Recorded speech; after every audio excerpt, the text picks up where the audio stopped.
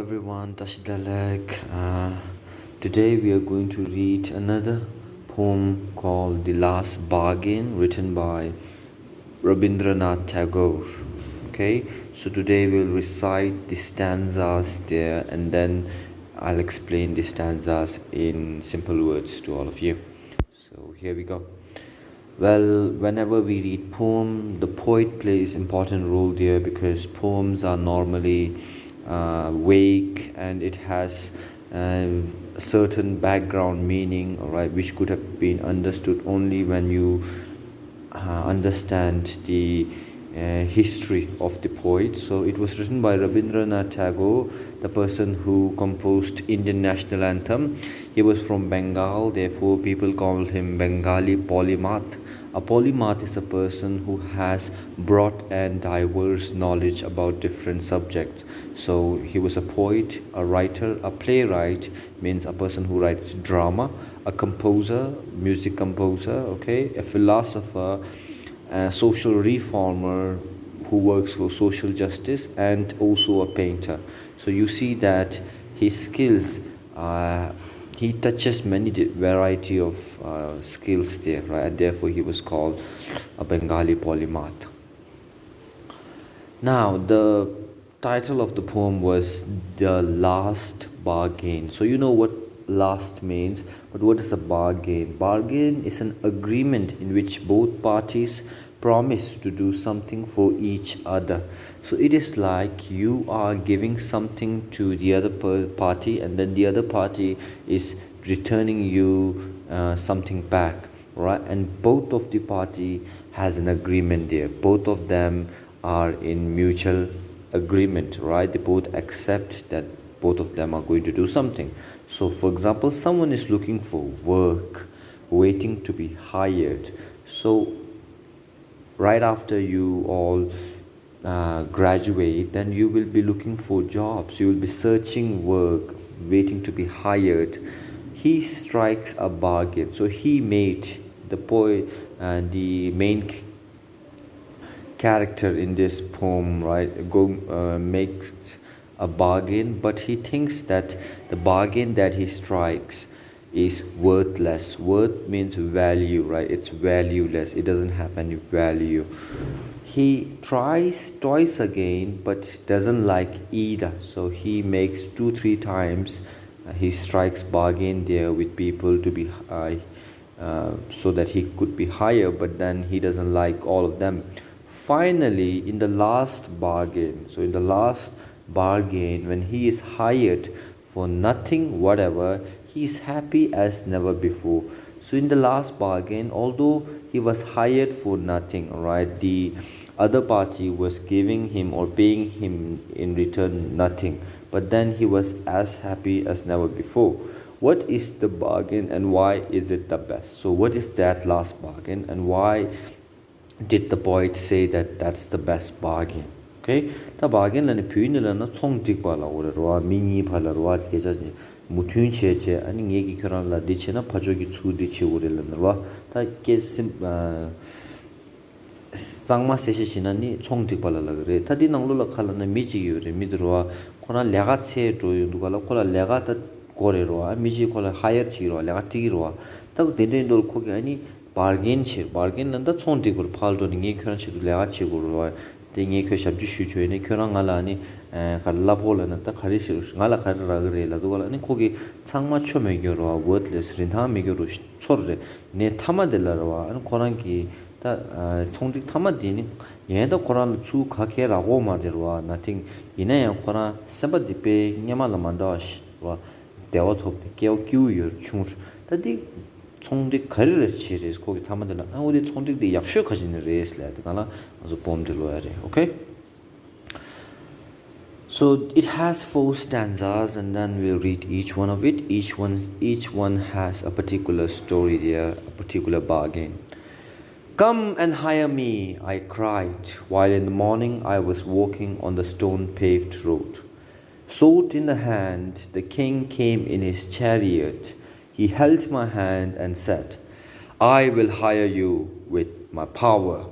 But his power counted for naught, and he went away in his chariot. So at the very first, the speaker of the poem, cried, he shouted that, please come someone and hire me, while he was walking on the road in the morning. Then came a king, right, in his chariot with a sword in his hand. So he was carrying a sword there, right? You know what a sword means? It looks like something like this. So he was carrying a sword there, and he held the speaker's hand and said that he will hire him with the king's power, right, which sword can indicate. But then the power counted for naught. The king's power counted for nothing. Naught means nothing here, nothing usable. And he went away in his chariot. So the king went away in his chariot because he could not hire the speaker here. So this is the chariot we are talking about. The king came in this chariot. Normally this vehicle which is being pulled by horses, and then here the personality is holding a spear. Okay, we were talking about sword. So sword and spears are two different things. Sword lana thila ortalo. Oh yeah, so we have some questions here. You can pause the video and answer them. Okay, then the second stanza. In the heat of the midday, the houses stood with shut doors. I wandered along the crooked lane. An old man came out with his bag of gold. He pondered and said, I will hire you with my money. He weighed his coins one by one, but I turned away. Now in the second stanza, it was in the afternoon when the heat of the midday was so unbearable that the houses of doors shut. Okay, the houses are all closed. And as the poet wandered, as he moved along the crooked, right, along the different turns of the lanes, small road, right, an old man came out. So an old man came out there from his house with a bag of gold in his hand. He thought for some time, he pondered, and he said he will hire the speaker with his money, all right, as he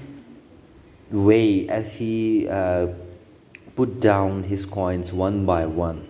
But then the speaker says he turned away, he rejected it, he did not accept the proposal, the offer which was made by the old man who offered him some money, right?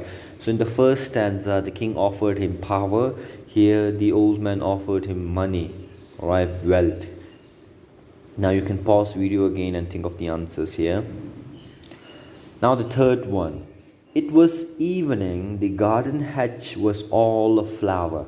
The fair maid came out and said, I'll hire you with my smile. Her smile paled and melted into tears, and she went back alone into the dark. So then in the evening, when he was moving across the garden hedge, which was all blossom and all flowers were blossoming there, then there came out a fair maid. So a maid is a maiden, a woman who is not married normally, and she was beautiful as well. She was fair in her look. She came out and she said that she will hire the speaker with her smile, which means her beauty. So she offered beauty to this speaker, but then the speaker says her smile paled. Paled means when something loses its color and it becomes light and unattractive, okay, and then melted in tears, and it was also a sorrow in disguise, okay. It will turn, smile will turn into tears later. He knows that. And then she went back alone into the dark because it was evening, and he rejected the offer, okay. He turned it away. So the third offer was of beauty. So we have power, wealth, and beauty so far. So a hedge here means like this bushes which made somewhat like a boundary there, okay. It's used to mark boundaries, and in the poem it was all a flower, okay. If all flowers were blooming, then a fair maid came and she offered him beauty, but then he rejects it. So here we have some questions. You can pause video and answer them. Now the last bargain, which really struck in the man's brain, or should I say mind. So what was that bargain? The sun glistened on the sand, and the sea waves broke waywardly. A child sat playing with shells. He raised his head and seemed to know me and said, "I'll hire you with nothing." From henceforward, that bargain, struck in child's play, made me a free man. So in the last one, the sun was about to set, and he came there near a beach. So the sun glistened on the sand. Sun reflects itself.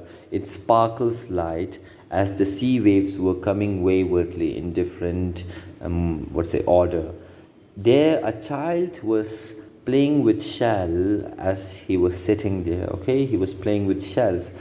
The child raised his head and seemed to know the man, the speaker, as he was looking for someone to hire him. The child says he will hire the speaker with nothing, right? So the child says he will give him nothing in return, he'll pay him nothing. But then from henceforward, from then movement onwards, that bargain, that agreement between the child's play had struck, had made its impression in the man's mind, and then he felt that this bargain had made him a free man.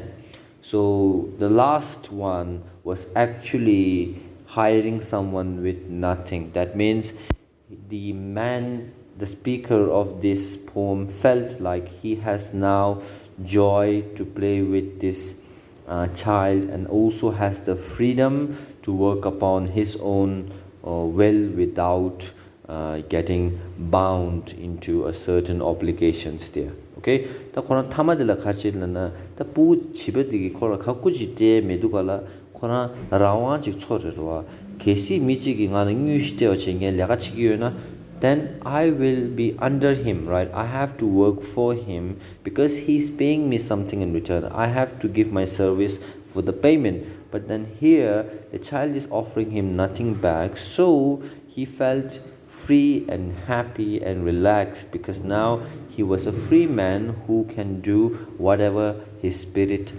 desires. Okay, so here you can see the child playing with shells here, and the speaker here who is helping him to dig ground so that they can play there.